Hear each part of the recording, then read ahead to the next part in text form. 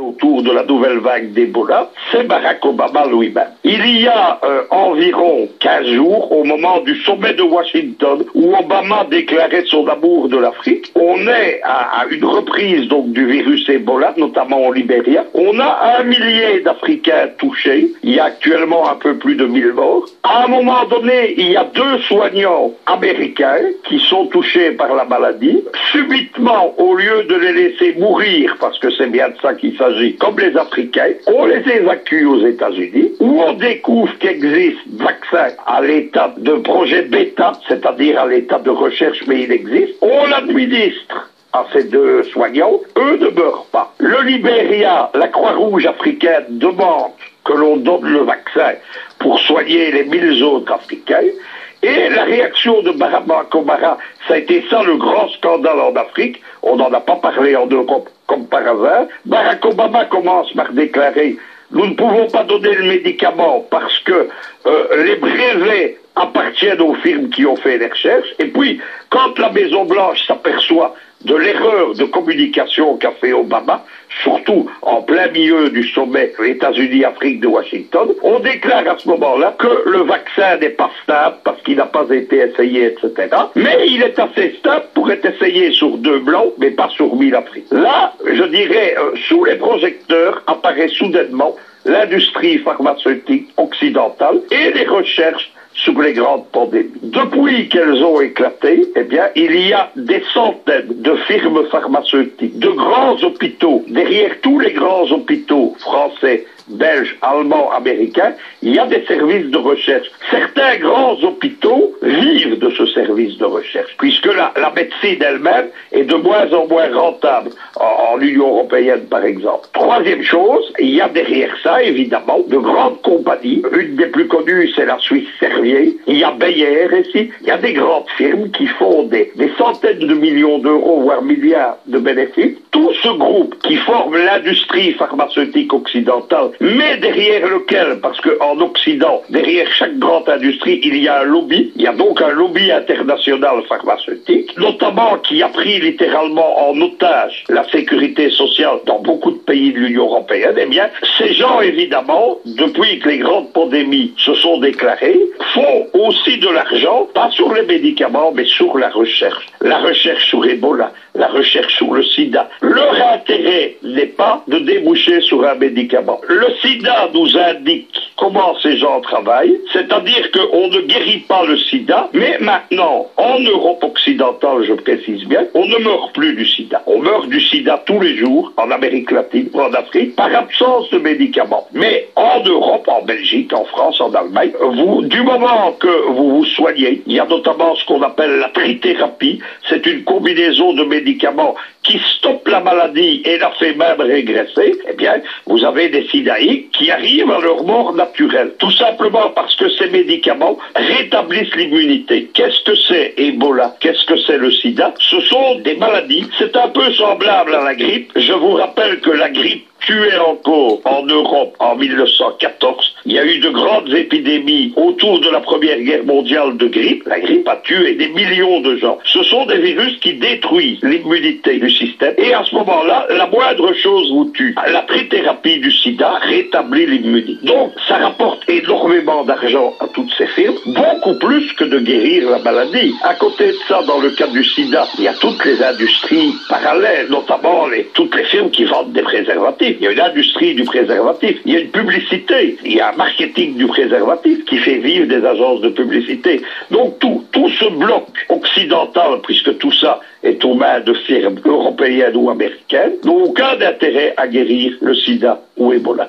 Mais quand même, tu ne trouves pas que pays riches, pays industrialisés, ce sont une obligation à aider les Africaines? Si on a ma conception humaniste du monde, oui, bien entendu. D'autant plus que c'est le discours occidental qui dit nous sommes le bien, nous sommes le beau, nous sommes l'éthique, nous sommes la morale. Mais dans la pratique, c'est pas ça. Dans la pratique, l'Occident, qu'est-ce que c'est l'Occident? C'est la zone de domination américaine sur le sol centre du monde capitaliste. C'est ça l'Occident. C'est plus l'Occident du Moyen-Âge. L'Occident du Moyen-Âge, il est disparu dans les guerres de la Renaissance. L'Occident aujourd'hui, c'est quoi? Les Occidentaux visent à faire du fric. C'est le fric roi, Igor. Tout ce qui les intéresse, c'est des profits. Ces firmes pharmaceutiques, ne l'oublions pas, ce ne sont pas des firmes philanthropiques. C'est pas du charity business. Ce sont des firmes industrielles qui visent à la rentabilité, avec derrière elles des usines, avec derrière elles tout un secteur de lobbyistes, et n'oublions pas, avec derrière elles des mafias, parce qu'il y a également une mafia du monde industriel pharmaceutique. C'est-à-dire qu'il y a des trafics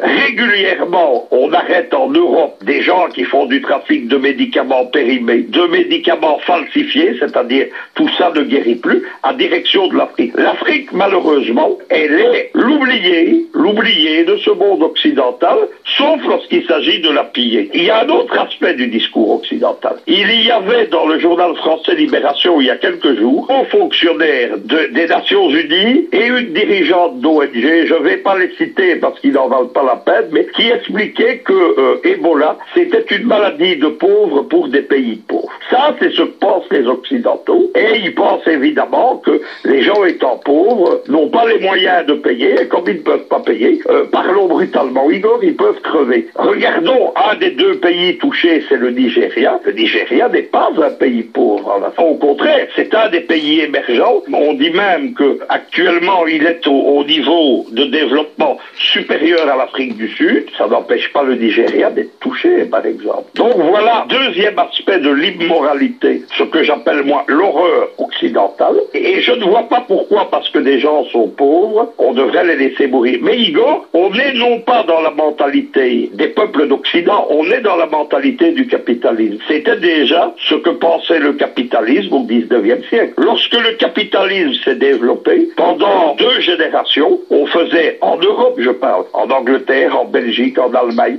en France, on faisait travailler des enfants de 4-5 ans dans les mines, dans les usines. Ça n'a pas changé. On fait encore actuellement en Asie, on fait encore travailler des enfants. À la production, par exemple, la fameuse firme Nike a été prise, c'était des enfants dans des pays asiatiques qui terminaient les chaussures. C'est ça le capitalisme. Et dans cette mentalité, évidemment, les populations n'existent que comme statistiques, et elles n'existent que comme, comment pourrais-je dire, comme matière première. Lorsque le capitalisme s'est développé, la matière première au départ c'était le charbon. Toutes les grandes industries européennes se sont faites sur le charbon, mais la seconde matière première, et elle était considérée comme telle, il faut relire Marx. Marx avait raison dans sa critique à l'époque. L'homme est une marchandise, et c'est encore la vision qu'a actuellement la globalisation capitaliste de type américain, et c'est encore la vision qu'a l'industrie capitaliste et la finance capitaliste. Mais on est dans un monde qui pour moi n'est plus acceptable, Igor. Parce que si on accepte ça, où va-t-on aller? Maintenant, il y a une troisième chose. Il y a également un volet qui est un volet idéologique, c'est-à-dire qu'il y a dans différents pays d'Europe occidentale et dans différents pays, notamment aux États-Unis et au Canada, il y a des gens qui sont liés au monde des néoconservateurs et qui sont liés à une mauvaise vision de la religion chrétienne, qui pensent que des virus comme Ebola ou le sida sont une espèce de punition divine qui de toute façon vise des populations qui sont trop nombreuses. Il y a eu un scandale il y a quelques mois en France. C'est un homme politique, c'est Jean-Marie Le Pen, et on lui a posé la question que pensez-vous de la surpopulation en Afrique, puisque l'Occident dit qu'il y a trop de population en Afrique. Je vous dis tout de suite que ce n'est pas mon avis. Et Le Pen a dit, c'est très cynique, il a dit Monseigneur Ebola devrait régler le problème dans les 20 années. Il y a des gens qui pensent comme ça au gouvernement américain, notamment les gens qui entouraient George Bush, des gens comme Dick Cheney, etc. Et là, on est dans un troisième volet, de nouveau, où la population africaine n'a pas de valeur humaine. Mais j'ajoute quelque chose, pour ces gens-là, si un jour ils jugent qu'il y a trop de population en Europe, la population européenne n'aura pas plus de valeur, comme elle n'en avait pas au 19e siècle. Dieu nous protège, hein? Dieu nous protège, Dieu, le diable ou le Dieu des athées, mais il faut évidemment, la première chose qu'il faut faire, Igor, il faut dénoncer. Moi, c'est ce que je fais inlassablement. Il faut expliquer ça aux gens. Il faut expliquer ce qui vit, parce que tout le monde a entendu parler d'Ebola. On voit Ebola ou le sida un peu comme une espèce de malédiction bénédiction, comme quelque chose qu'on ne sait pas maîtriser, ce n'est pas vrai. Ma conviction profonde, lorsqu'on connaît le degré de développement précisément de la recherche en biologie, en pharmacie, etc., moi je pense qu'on peut très rapidement trouver la guérison de ces grandes maladies, d'autant plus que ces firmes sont rivales. Imaginons une synergie de tous ces grands laboratoires. Au lieu de chercher le profit, qui cherche la solution, on arriverait très vite. Mais ça suppose quelque chose, Igor. Ça suppose quelque chose qui est en train de disparaître en Occident. C'est un État. Il faudrait un État qui domine ces lobbies, ces industries. Ce qu'on voit en France, en Belgique ou en Allemagne, c'est l'inverse. Il a fallu une dizaine d'années de scandales pour qu'un laboratoire comme Servier, par exemple, soit condamné en France pour des traitements qui avaient provoqué des décès, parce que ces laboratoires, en plus, n'hésitent pas, dans certains cas, en vente, on met dans le public un médicament, en dissimulant des choses qu'on ne sait pas, des à côté, et des gens en meurent. Il y a des scandales réguliers depuis les années 60. Dans les années 60, il y a eu un grand scandale, c'était un médicament qu'on appelait le Softenon, qui provoquait la naissance d'enfants anormaux, ce qu'on appelle des enfants mongoliens, qui naissaient donc retardés mentaux ou sans bras, etc. Ça a été le premier grand scandale de l'industrie pharmaceutique. Depuis, il y en a quasiment chaque décennie. Le problème, c'est qu'ils ont de l'argent, des avocats, des complicités. C'est que à tous ces firmes sont liés les hommes politiques, et donc on ne se presse pas à les condamner. Je vais vous donner un dernier exemple, Igor, pour comprendre. Eh bien, il y a eu un grand scandale à un moment donné sur le second type de grippe, ce qu'on appelait la grippe mutante il y a quelques années. La France avait acheté pour des dizaines de millions d'euros de vaccins inutiles. Eh bien, la ministre en charge de la santé, elle, c'était une pharmacienne et elle venait directement de l'industrie pharmaceutique. Voilà ce qu'est le lobby pharmaceutique. Voilà. Voilà. Donc, vous avez entendu, hein? Un lobby pharmaceutique. Et l'être humain est vu comme un objet. Un objet. Mais l'être humain, ils devront le respecter. Mais est-ce qu'ils respectent l'être humain? Ils n'en ont rien à cirer, les Occidentaux. 666. Exterminer le peuple noir. Ça les fait énormément plaisir. Oui, énormément. Nous allons suivre toujours Ebola. Voilà, c'est parti.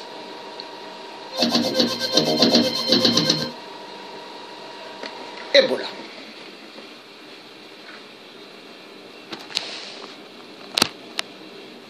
Excusez-moi un instant. Qu'est-ce qui ne va pas?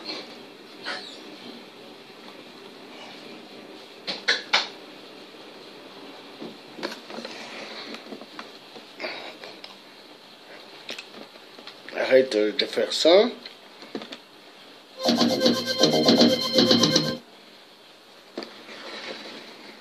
Le virus Ebola figure parmi les plus contagieux et mortels chez l'homme, selon l'Organisation mondiale de la santé.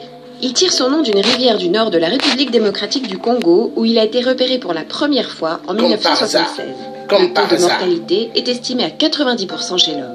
Certaines chauves-souris seraient le réservoir naturel du virus en Afrique. Les gorilles, chimpanzés, singes, antilopes et porcs-épics participeraient également au cycle de transmission du virus. Ce virus compte plusieurs espèces, Zaïre, Soudan, Bundibugyo, Reston et Thai Forest. Il se transmet par... Vous avez entendu? Ils parlent, ils disent que à partir des animaux, mais ici en Europe, aux États-Unis, ils ont nos lions, ils ont nos antilopes, ils ont nos gorilles et des singes. Est-ce que ça leur donne le virus Ebola? Vous voyez comment c'est des menteurs? Non, les Occidentaux. 666 spécialistes dans le mensonge. C'est parti. Contact direct avec le sang, les liquides biologiques ou les tissus des sujets infectés et probablement par les voies respiratoires. Après une période d'incubation de 2 à 21 jours, la fièvre hémorragique à virus Ebola se caractérise souvent par une brusque montée de température avec une faiblesse intense, des douleurs musculaires, céphalées et maux de gorge. Cette phase est souvent suivie de vomissements, diarrhée, éruptions cutanées, insuffisance rénale et hépatique, hémorragies internes et externes. Le virus Ebola se multiplie très rapidement, submergeant les capacités du système immunitaire. Il n'existe actuellement aucun traitement ni vaccin spécifique pour combattre l'infection. Voilà. Donc, vous avez suivi Ebola et nous allons continuer toujours sur le dossier de Ebola pour voir comment les hommes opèrent sur la vie de l'être humain noir.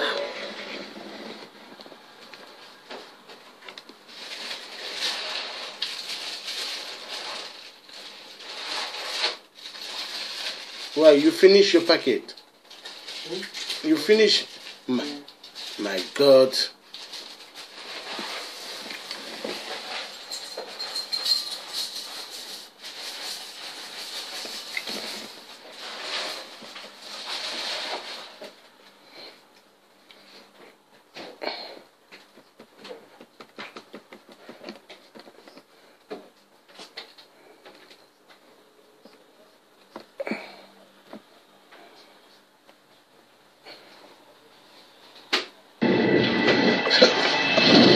Ebola et Marburg.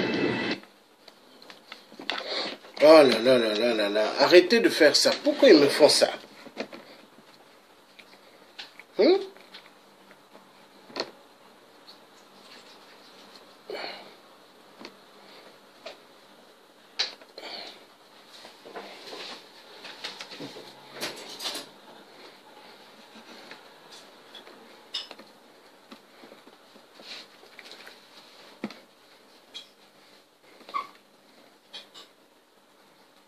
Excusez-moi. Oh là là là là. Attendez. C'est dingue ça, hein? Toujours quand je veux parler des bons sujets. Toujours.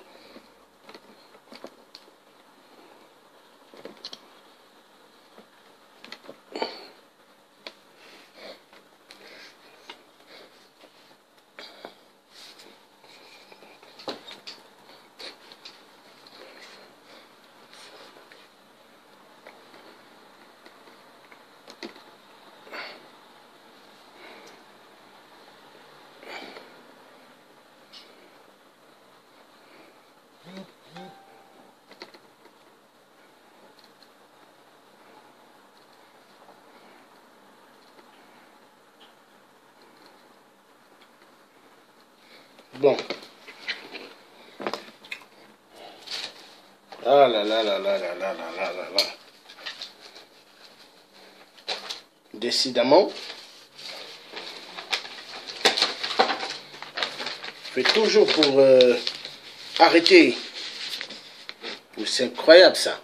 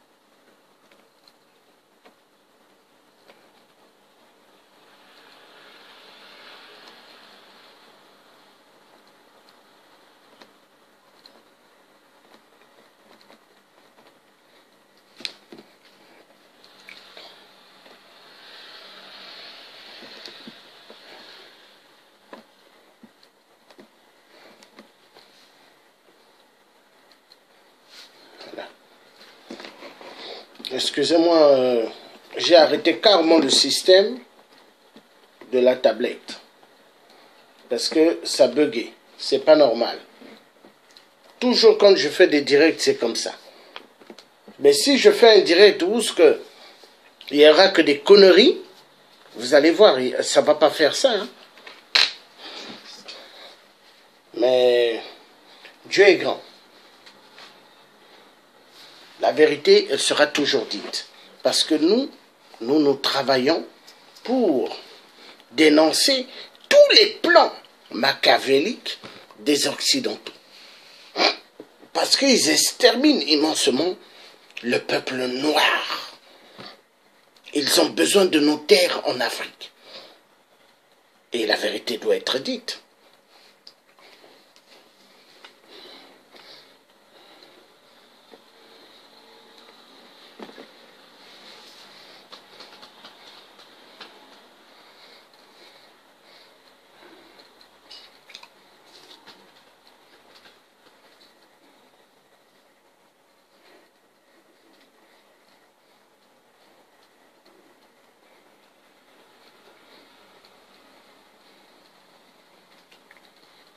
Nous allons. Voilà. Qu'est-ce qui ne va pas là maintenant? Maintenant, il me ramène quoi? Ah là là là là là là là là là là.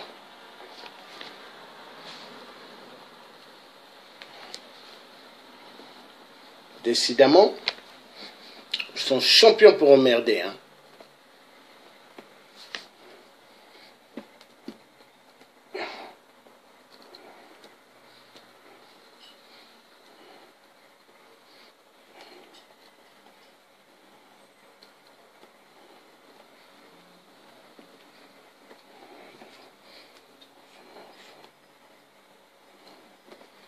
Bon, donc on va attendre que tout revienne bien.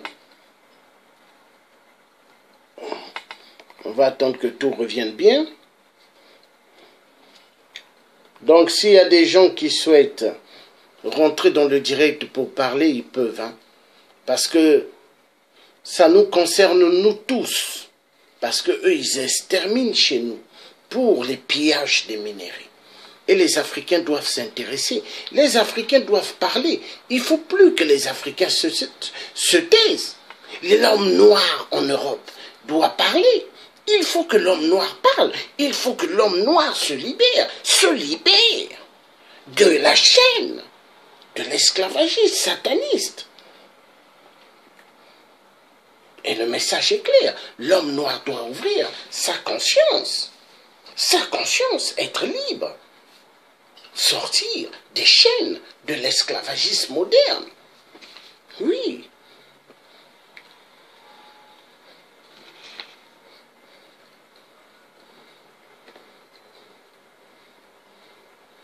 Il y a des gens qui se disent que l'homme blanc est leur ami. Mais l'homme blanc est l'ami de personne. C'est l'ami de personne, hein. L'homme occidental, 666, lui, il sait que piller. Il sait que faire du mal. Voilà pourquoi les Africains devront s'intéresser de l'Afrique. Oui, les Noirs en Europe, devront s'intéresser de leur Afrique. Parce qu'il y a pas mal de Noirs. Ils se sont payés un appartement en France. Pour eux, ils ont réussi. Non, ça, c'est pas la réussite. C'est pas la réussite. Il y a des Africains, ils se sont payés des belles carrosseries de voitures. Pour eux, ils ont réussi. Ça, c'est pas la réussite. Moi, le tiers africain, si je veux payer des voitures en crédit, je peux. Mais est-ce que c'est une solution? Merde, voiture crédit.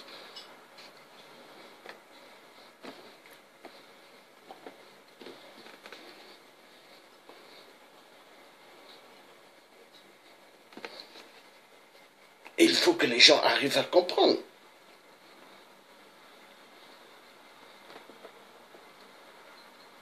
Ils créent des virus. Ils créent des virus pour éliminer les êtres humains. Mais l'homme noir doit comprendre. Il doit comprendre.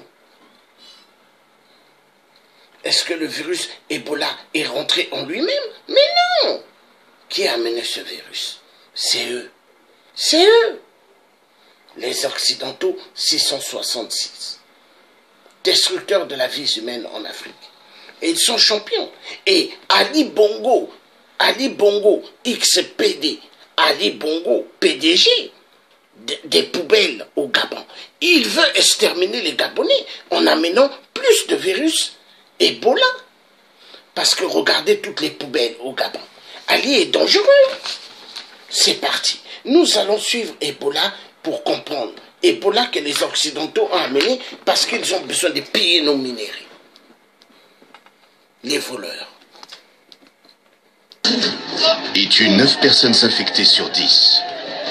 Que se passera-t-il quand ces tueurs microscopiques arriveront dans votre ville?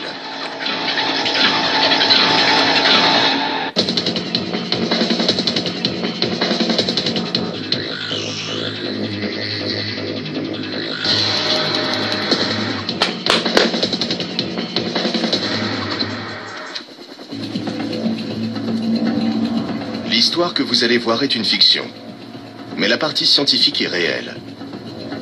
Imaginons que nous sommes après-demain, quelque part dans la jungle ougandaise.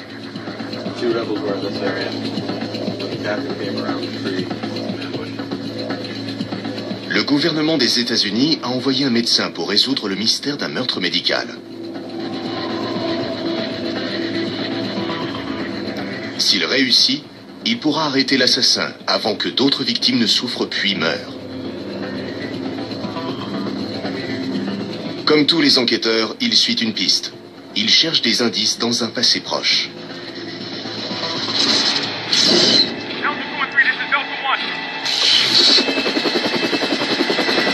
Mais bon sang, qu'est-ce qui se passe? Je suis infecté?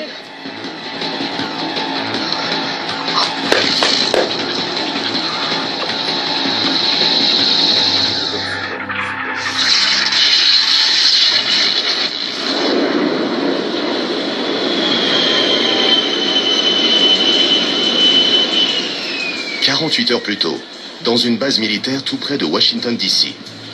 Un officier des forces spéciales américaines revient d'une mission en Ouganda. Il voyage léger. Il n'a qu'un sac à dos et son arme. Il en impose. Mais ce qui fait peur chez lui, c'est ce qui se cache sous sa peau.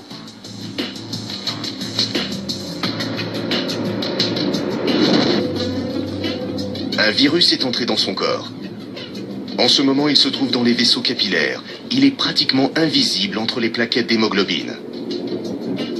Le virus Ebola. Il ne mesure que 80 nanomètres. Difficile d'imaginer à quel point il est petit. Cependant, il cause d'énormes ravages. Sa forme allongée contient une séquence génétique qui force le corps humain à s'autodétruire.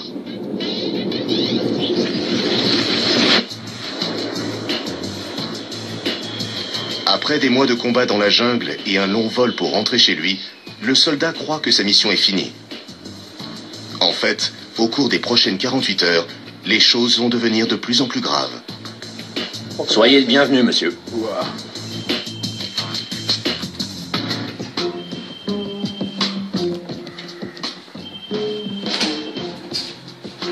Salut! Comment ça va, soldat? Quand t'es rentré? Aujourd'hui? Qu'est-ce que t'as à la main? Tu devrais voir l'autre mec. Tu viens boire 2 ou 3 bières plus tard? Ça va. Le soldat épuisé se méprend sur sa fatigue. Il la met sur le compte du décalage horaire entre l'Ouganda et les États-Unis. C'est le premier échelon vers la dégringolade biologique.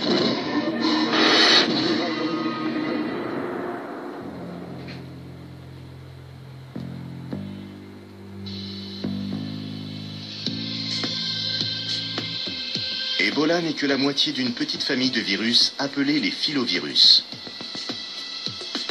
Le virus de Marburg est l'autre membre du clan. Tous les deux causent des fièvres hémorragiques, qui de toutes les maladies sont probablement les plus effrayantes.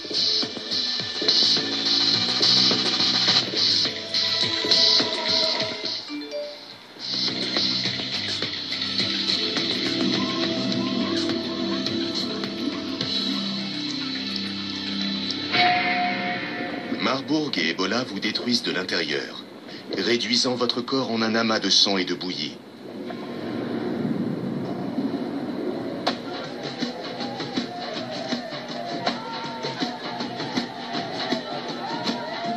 Ces virus sont hautement mortels. Ce sont des maladies tueuses comme la peste et la fièvre jaune qui conduisent au décès de 20% des personnes qu'elles touchent. Le terrifiant virus de la variole a un taux de mortalité de 30%. Les filovirus peuvent tuer de 50 à 90% des personnes infectées.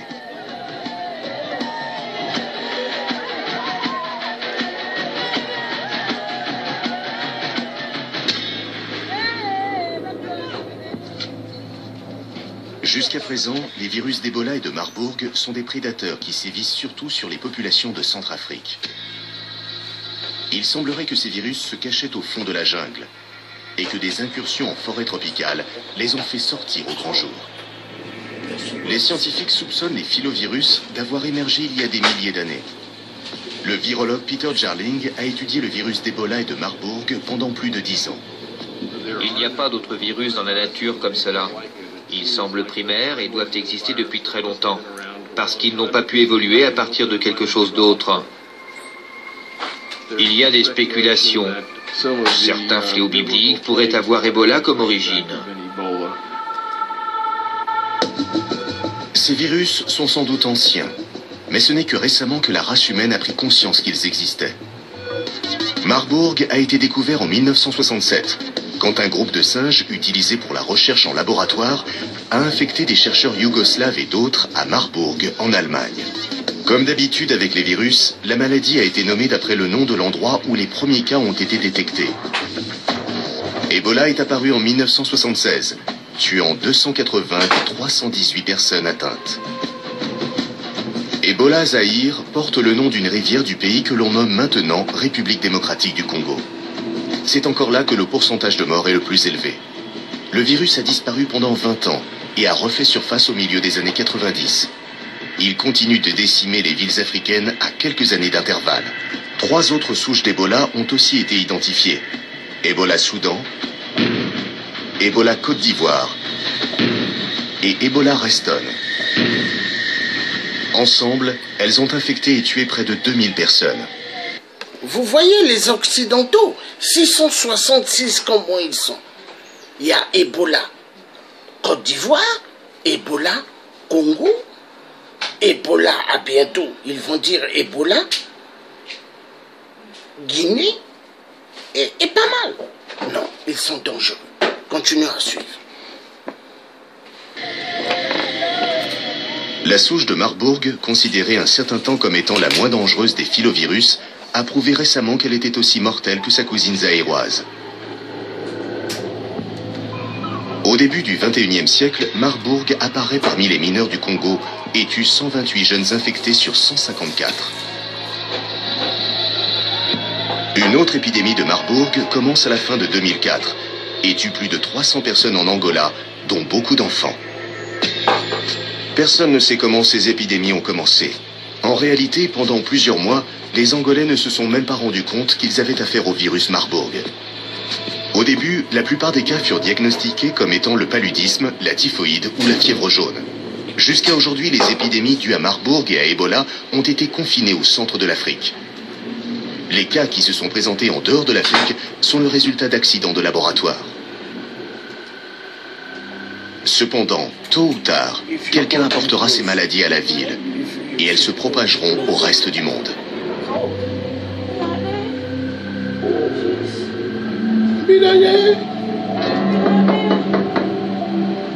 19h. L'officier reçoit un visiteur. Je me suis dit que tu n'étais peut-être pas occupé. Bienvenue à la maison. Le bienvenu, oui.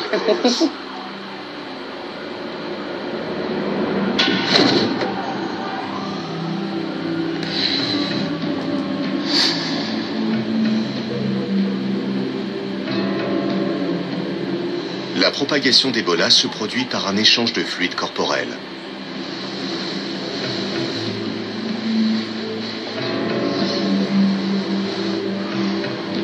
Une toux ou un postillon peuvent être fatales pour celui qui reçoit les gouttelettes de salive.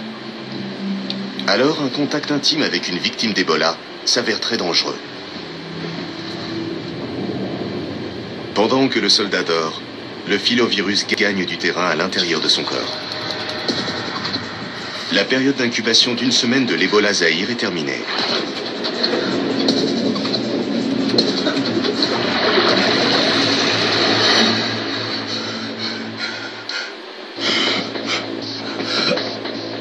« 8 heures.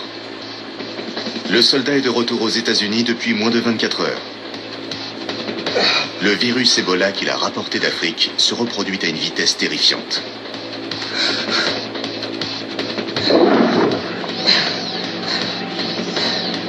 Les premiers symptômes d'Ebola sont un sérieux mal de tête, des nausées et des douleurs dans tout le corps. Le soldat sait qu'il est malade, mais il ne sait pas encore à quel point.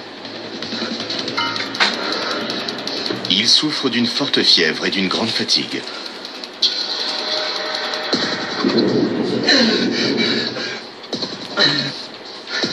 Il pense peut-être qu'il a le paludisme ou la typhoïde, ou la pire gueule de bois de sa vie.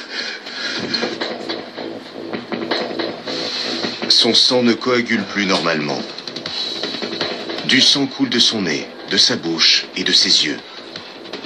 Il va peu à peu sortir par tous les orifices de son corps.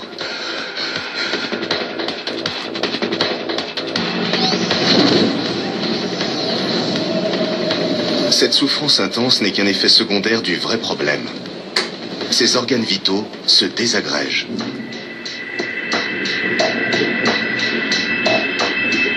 À l'intérieur de son foie, de petites fissures apparaissent. Des caillots bloquent l'ensemble des vaisseaux capillaires qui transportent le sang. Les parois de ces vaisseaux éclatent et le sang s'écoule à l'extérieur. Cela se produit aussi hors du foie. Très vite, l'hémorragie va se répandre dans tout son corps.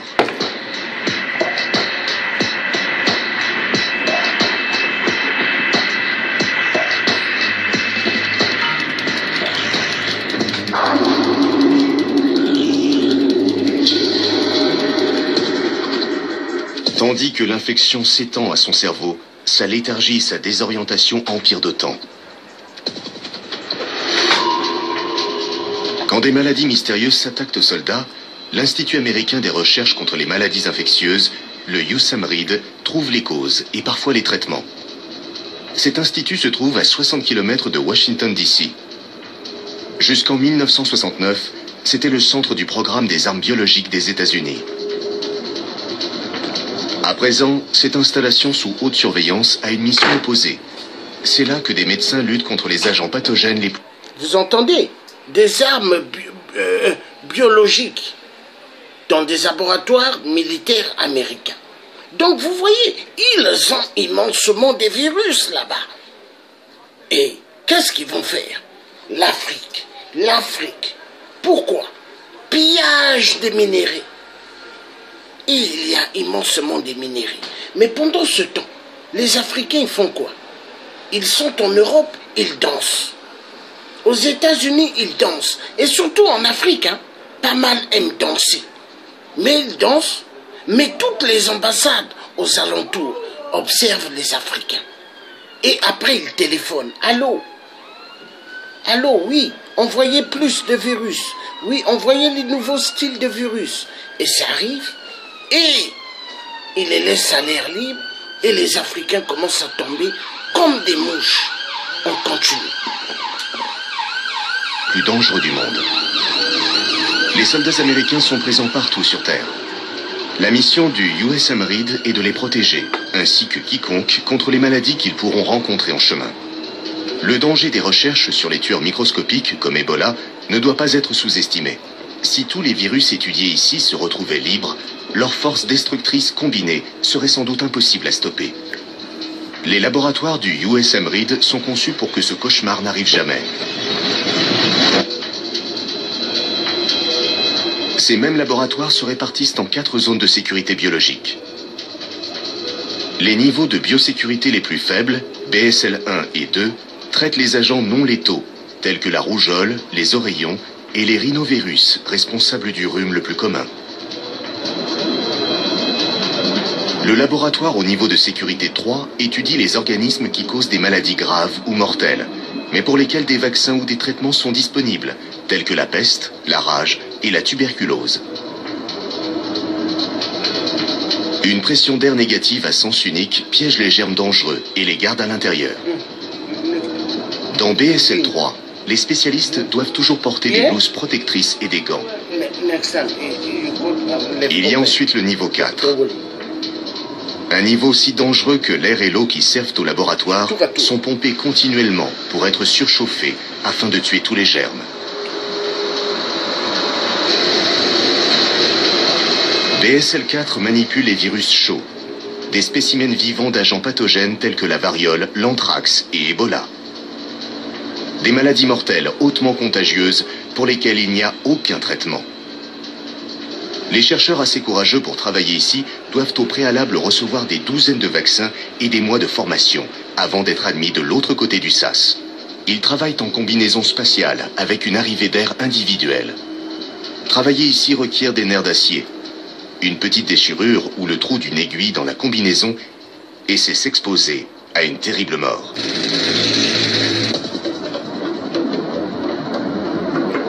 Le docteur Peter Jarling, chercheur expérimenté du USAMRIID, connaît les dangers de l'étude d'Ebola.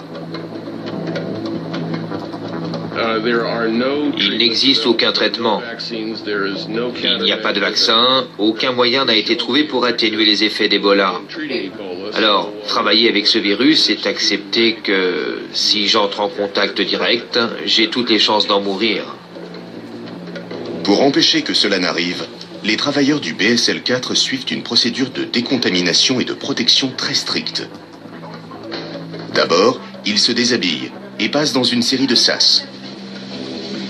Ils prennent une douche avant d'attraper un pyjama propre et d'enfiler leur combinaison spatiale. Ils portent des pyjamas pourpres quand ils entrent, qui seront stérilisés à leur sortie. Les combinaisons spatiales sont fabriquées dans du plastique polyéthylène épais. Quand le technicien est dans la combinaison, il respire de l'air purifié pompé à travers un tuyau. Ce tuyau le maintient en vie. S'il est débranché, le technicien a 4 minutes pour se brancher à une autre arrivée d'air. Après ça, il a le choix entre s'étouffer ou dézipper sa combinaison, laissant entrer ce qui traîne dans l'air. Ensuite, il y a une autre douche. C'est une pulvérisation d'ammoniac chaud. Quand il a fini de travailler, ce soldat doit répéter entièrement la procédure dans l'autre sens.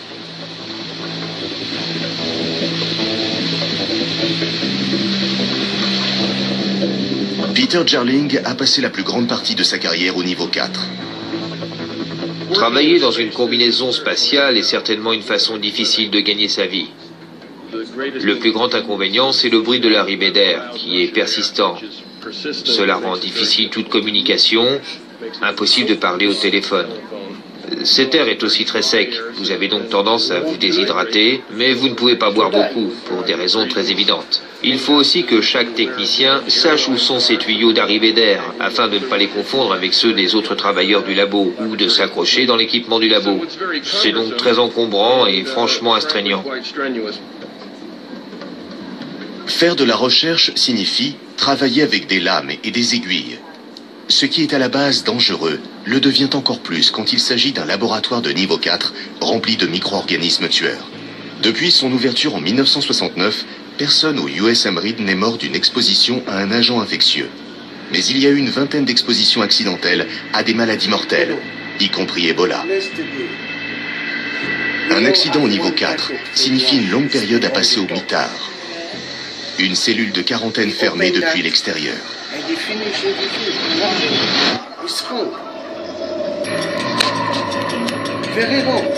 Durant des décennies, peu de gens connaissaient la mission médicale hautement périlleuse du USAMRIID. Puis, Ebola est arrivé aux États-Unis. En réalité, je n'ai jamais travaillé sur le virus Ebola jusqu'à ce qu'il nous tombe dessus pendant l'épidémie Ebola-Reston. En fait, le virus Ebola était le seul que je ne voulais pas manipuler. Il me terrifiait plus que tous les virus combinés. En 1989, une ferme d'élevage aux Philippines envoya 100 singes aux États-Unis. Ils atterrirent dans un laboratoire de recherche médicale à Reston en Virginie, pas loin de Washington DC. Rapidement, les singes se mirent à mourir sans raison apparente. Troublés, les chercheurs du laboratoire envoyèrent du sang et des tissus prélevés sur les singes morts au USAMRIID. Peter Jarling testa les mystérieux échantillons. il découvrit une nouvelle souche d'Ebola. Jarling fit parvenir ses conclusions à C.J. Peters et au chef du service pour une évaluation. Jarling ressentit un sentiment qu'il appelle le stade anxiogène. Le plus grand stade anxiogène se fit sentir quand Peter Jarling me montra un micrographe d'électrons avec Ebola Variants et qu'il me dit « Nous venons de sortir ça d'un singe qui se trouve à 40 km d'ici, à Reston, Virginia. » J'avoue que mes cheveux se sont dressés sur ma tête. Parce qu'on n'aime pas savoir que ces choses sont si proches de la maison. Un agent pathogène de niveau 4 se cache dans les environs de la capitale des États-Unis. Voici un virus qui semble être l'un des plus mortels que nous connaissons. Il tue des singes et se propage parmi les singes. Est-ce que les humains sont en sécurité? Que va-t-il se passer si un humain se fait infecter avec ce virus? Eh bien, nous n'avons pas eu envie de le savoir. Nous avons donc recommandé la désinfection de la maison des singes.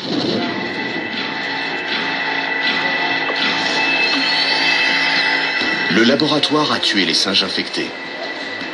Mais les autres singes qui n'étaient pas avec eux ont commencé à mourir à leur tour. Cette nouvelle était alarmante. Cela signifiait que cette nouvelle souche d'Ebola pouvait se propager par voie aérienne. Ebola Reston tua 100% des animaux contaminés. S'il s'était échappé de l'immeuble et avait infecté des êtres humains, l'inimaginable se serait produit. Peter envoya une équipe du USM Reed pour éliminer tous les singes et nettoyer le laboratoire. Voici les rares photos de la petite unité militaire médicale qui a risqué sa vie pour assainir la zone critique. Après avoir tué tous les singes de l'immeuble, l'équipe a frotté toutes les surfaces du laboratoire à l'eau de Javel. Ensuite, ils ont fait brûler du formol pendant 3 jours pour tuer toute trace du virus. Mais ce n'était pas fini. 4 des chercheurs du laboratoire furent testés positifs au virus Ebola. Il y avait 4 infections humaines. Aucune d'elles n'était symptomatique. Et nous avons fini par découvrir que ce virus était bien moins grave pour les humains que le type classique de virus d'Ebola. La première épidémie d'Ebola Reston est circonscrite, mais le virus lui-même est toujours en liberté. En 1992, Ebola Reston a de nouveau frappé un laboratoire de recherche en Espagne. Puis en 1996, le virus a tué d'autres singes de laboratoire au Texas. Le traçage du virus de ces 2 épidémies ont mené aux Philippines. Comment une maladie qui sévit en Afrique peut-elle infecter des singes en Asie du Sud-Est? Les enquêteurs n'ont jamais découvert la vérité. Les transporteurs et les fournisseurs de singes se sont montrés réticents pour donner des informations précises. Dans l'espoir d'arrêter le virus tueur, tous les singes des fermes d'élevage des Philippines furent euthanasiés. Oui, ils sont venus et ils ont tué tous les singes. Même les bébés. Ils les ont tués. C'est complètement fou.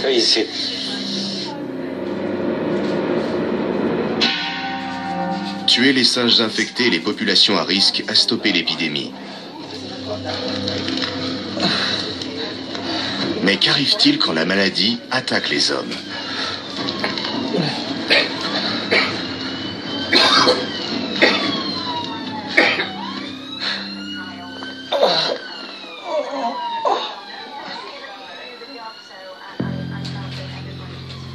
Troisième jour, 15 heures. Le soldat qui vient de rentrer a dormi plus d'une journée. Diamond! Diamond, ouvre! Diamond! Je sais que t'es là. Allez, tu m'as bien eu hier soir. Réveille-toi!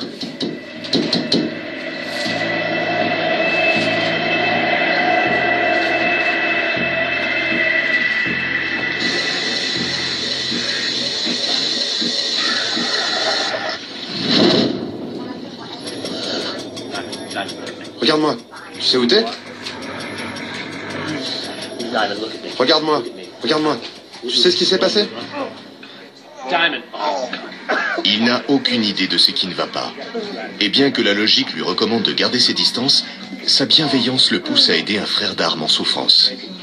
Mais une bonne action ne reste jamais impunie. Le sang du soldat contaminé répand le virus Ebola. Quand on touche un patient infecté par Ebola, on est à quelques microns d'un pool de virus infectieux. S'il y a la moindre égratignure ou irruption cutanée, il est intensivement exposé au virus infectieux. Il faut t'emmener à l'hôpital, mec. Allez. Reste avec moi. Allez, reste avec moi. Allez. Allez, allez, on continue.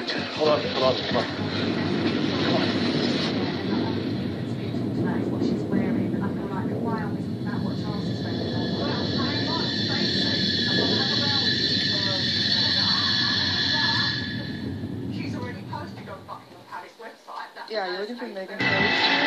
15 heures. Une infirmière. Il me faut une infirmière. Veuillez signer ici. Non, je signerai pas. Oh, il saigne. Aidez-moi. Appelez quelqu'un. Docteur.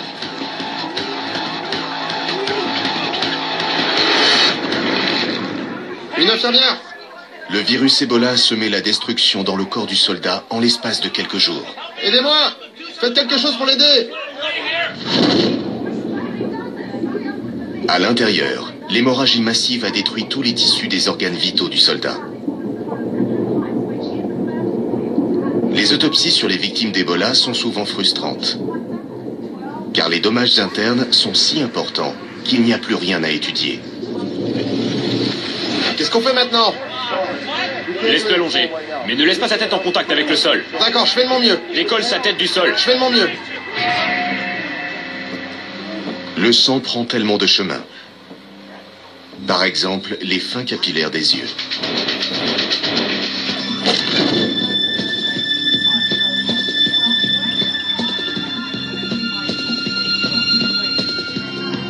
Une fois que le microvirus entre dans un nouvel hôte, plus rien ne peut l'arrêter. L'infection et la mort suivent de près.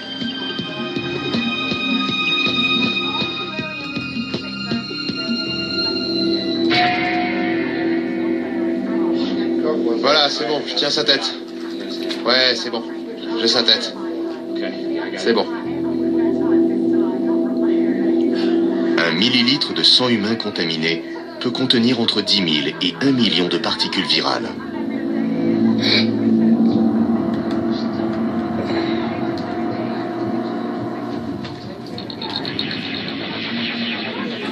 Les médecins de la base militaire ont immédiatement soupçonné un virus hémorragique.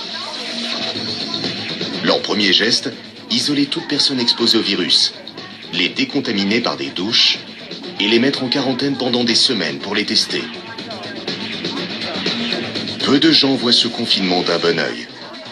Mais la décontamination et l'isolation sont les étapes essentielles dans la stratégie élaborée pour enrayer les épidémies d'Ebola. Les hôpitaux dans les nations riches ont l'équipement et la formation pour gérer ce genre de catastrophe. Mais la situation dans les dispensaires africains est épouvantable. Maintenir des conditions stériles dans ces hôpitaux est extrêmement difficile. L'argent est rare et parfois les cliniques économisent en réutilisant les aiguilles. Un moyen sûr de transmettre le virus d'un patient à l'autre. Voilà. Les victimes d'Ebola sont souvent... Nous avons un problème en Afrique quand il y a Ebola. Ebola fait la destruction parce que les dictateurs, ils payent des immeubles au Québec. Ils payent des appartements en France. Ils payent des pavillons en France. Les biens mal acquis. Oui, les biens mal acquis, il y a un peu partout. Les dictateurs grands voleurs. Ebola. Ebola n'est qu'un virus créé par les Occidentaux. 666. Et les dictateurs en Afrique accomplissent immensement le devoir des Occidentaux. Continueront à suivre Ebola. Continuez à suivre Ebola. Vont entassés dans des salles et entourés de leurs proches non protégés. Il est simple pour le virus de se propager aux visiteurs. Les infirmiers et autres personnels sont aussi une proie facile pour le virus et ils le transmettent aux autres patients. Les épidémiologistes appellent ça l'amplification, lorsque de mauvais soins médicaux favorisent une épidémie. Les épidémies d'Ebola commencent généralement avec quelques cas isolés. Ils deviennent malades dans une ville ou un village et ils répandent le virus chez les gens qui prennent soin d'eux. Parfois, l'un d'eux va à l'hôpital et dans un hôpital africain où il n'y a ni gants, ni combinaison, ni masque, aucune précaution n'est prise. Vous avez là le plan parfait pour une transmission rapide du virus. La maladie va continuer d'être transmise tant que tout le monde ne sera pas parti ou mort. Il n'est donc pas étonnant que tous ceux qui travaillent dans le secteur médical soient souvent rejetés ou attaqués pendant les épidémies. Les villageois voient que beaucoup de malades qui vont à l'hôpital n'en ressortent pas vivants. Certains croient que les cliniques répandent Ebola et Marburg délibérément pour accroître leur chiffre d'affaires. Les facteurs culturels n'aident pas non plus. En Centrafrique, la blouse blanche portée par les médecins est considérée comme un symbole de sorcellerie. Ces peurs ont amené les gens à cacher leurs malades et leurs parents mourants des équipes de secours. Le problème ne s'arrête pas avec la mort de la victime. Le virus peut survivre pendant des semaines dans un corps. La cérémonie funèbre est une cause majeure d'infection. Ebola est un virus pernicieux où que ce soit, et en tout temps. Mais le niveau de vie dans les régions pauvres rend les choses vraiment plus graves. On a encore beaucoup à faire pour adapter nos connaissances aux hommes. Et je crois qu'il est dangereux de laisser ces épidémies se multiplier en Afrique, pour des raisons telles que les ressources ne sont pas suffisantes ou des perturbations sociales nous empêchent d'intervenir. Si les médecins comprennent à quoi ils ont affaire, ils agiront immédiatement pour contenir l'épidémie. Dites-moi ce qui m'arrive. Je suis infecté ou pas? Hé, je sais que vous êtes là. Si notre scénario devenait réalité, le soldat qui a été exposé à Ebola finirait enfermé dans une cellule de niveau 4. Il serait gardé ici, isolé et sous observation constante, jusqu'à ce qu'il soit déclaré en bonne santé, ou jusqu'à ce qu'il meure. Pendant ce temps, les médecins de BSL-4 vont analyser son sang. Cet échantillon sera mis sous un microscope électronique, une caméra suffisamment puissante pour photographier les atomes et les virus. Et voici ce qu'ils trouvent. Une particule d'Ebola Zahir.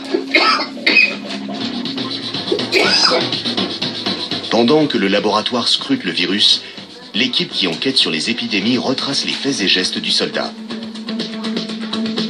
Comme les enquêteurs sur une scène de crime, ils cherchent des indices pour résoudre le mystère du meurtre biologique.